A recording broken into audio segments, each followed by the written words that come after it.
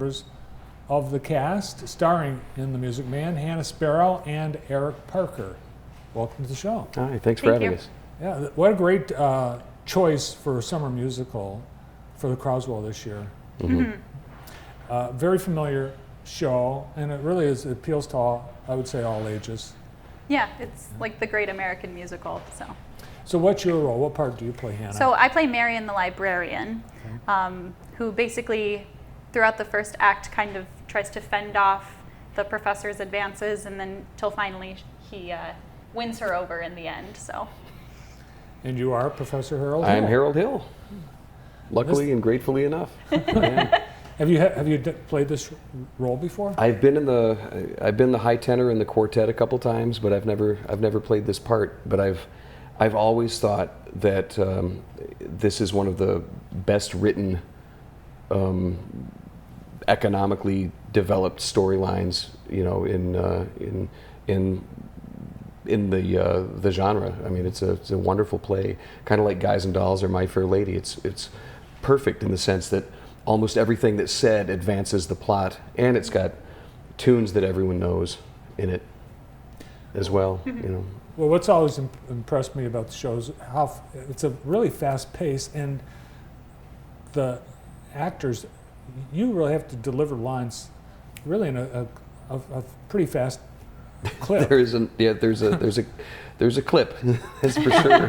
You Got Trouble especially is. Oh yeah. What our director Steve Kersey said that it's probably one of the first rap numbers, and I don't know about that, but it definitely has that feel. You know? It does. It's got the pace of Hamilton. It does. It's in the beginning and yeah. Mm-hmm. Have you been in the Music Man production before? So when I was in 5th grade, I played Amaryllis, which is one of the child roles. But Marion's a role that I've always wanted to play, so I'm glad that I have the opportunity now. And you've been at the Croswell, I think just this past season you were in a show, right? So I was in once earlier this season, and then I was in a couple of shows last season as well, but this is only my 2nd season with the Croswell. Oh, cool. And I think the time you were on our show was for a Croswell show, but that goes back. Yeah, I think it was for the Full Monty back in 2006.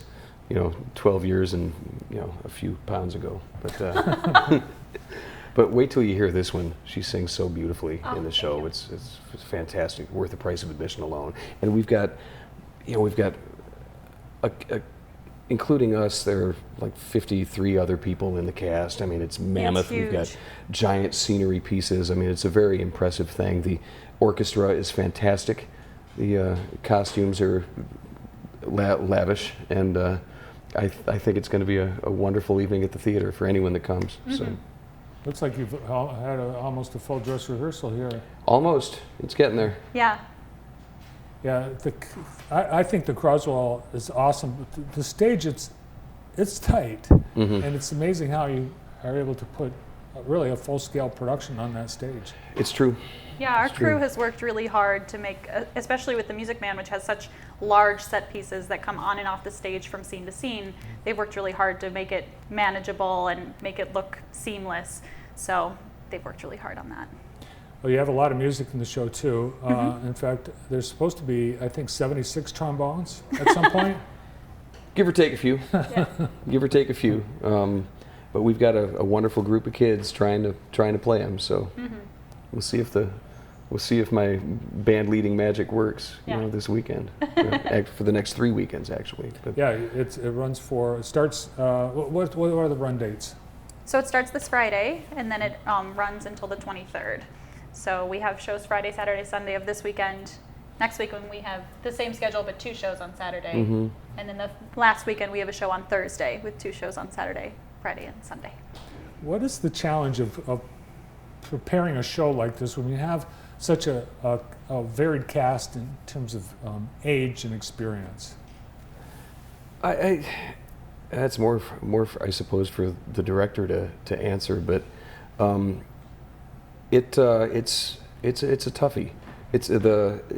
It used to be back in my day, but we would hang around the theater all the time and watch rehearsals for shows we weren't even in, and just be there soaking it all in. But there's so many other opportunities for people to do things now, and you know, of course there's technology too, and everyone's on their phone and their computer, but it's always a struggle to get, especially in the early going with spring and summer, with all the kids with graduation and school events and things like that.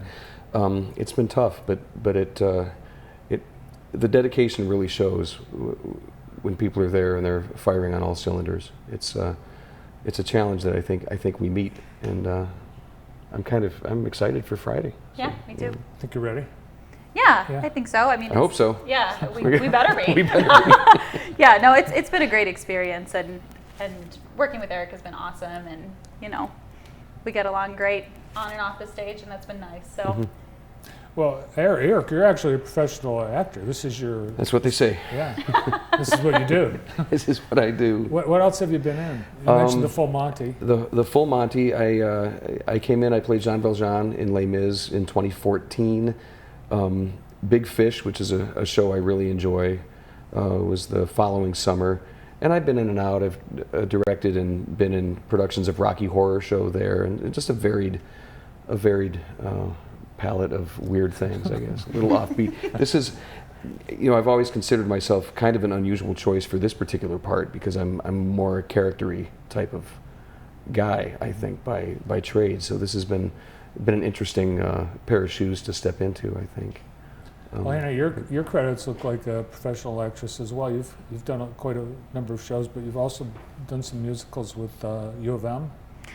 So I was a voice major at U of M. Mm-hmm. So my degree's in music education. So I did sing all through U of M, but I sing with a lot of like professional choirs in the Metro Detroit area.